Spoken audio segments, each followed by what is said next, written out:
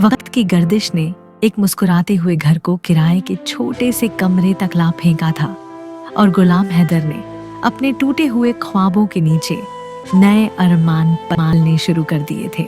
जब जुल्फिकार 8 महीने का हुआ तो उसे बड़ा खसरा हो गया। कुछ दिन बाद उसका इंतकाल हो गया। सब लोग बहुत दुखी हुए। ज़ेबा गम के सदमे से बेहाल हो गई और लगातार बीमार रहने लगी। किसी भी दवा का असर नहीं हो रहा था तो बख्तावर उसे लेकर कुछ दिन के लिए एक मजार पर ले गई। बच्चों को घर पर ही छोड़ दिया गया। माँ की गैर मौजूदगी से बच्चों की तबीयत भी बिगड़ने लगी।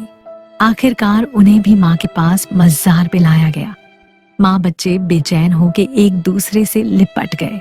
गुलाम हुसैन के सर पे बहुत तेज बुखार था, तबीयत मजीद बिगड़ गई। तभी फौरन वापसी के लिए टांगा मंगवाया गया, जिसमें सवार होते हुए वहीं पे गुलाम हुसैन का भी इंतकाल हो गया। ज़ेबा बेहोश हो गई। गुलाम हैदर होश हवास खोए हालत में सबको साथ लिए घर तक पहुंचा। बच्चे की तदफीन छोटे बेटे जुल्फिकार के बराबर में की गई।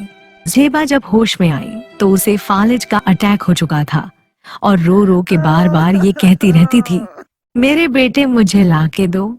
डॉक्टरों ने कहा कि अब तो इसको बेटा होना ही इसका इलाज है कि इसे फिर से बेटा हो, वरना इसकी याददाश्त या जान भी जा सकती है। गुलाम हैदर अब और कोई सदमा बर्दाश्त करने की हालत में नहीं था।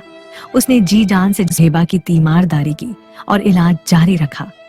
गुलाम हुसैन और जुल्फिकार की डेथ की वजह से सब घरवाले अब फरहा के लिए बहुत ज्यादा हसास हो गए और फरहा को हाथों का छाला बना के रखा गया।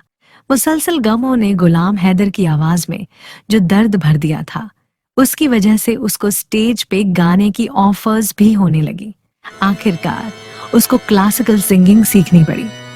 उसने बगैर माइक के मोहम्मद रफी, मुकेश, तलत महमूद और सहगल के गाने स्टेज और शादी वगैरह की तकरीबात में गा गा के बहुत शोहरत पाई और अपना एक रिकॉर्ड कायम किया।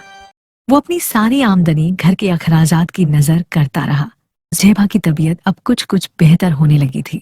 जब बेटी फरहा 5 साल की हुई तो ज़ेबा को फिर से औलाद पैदा हुई। किस्मत के खेल निराले। To be continued.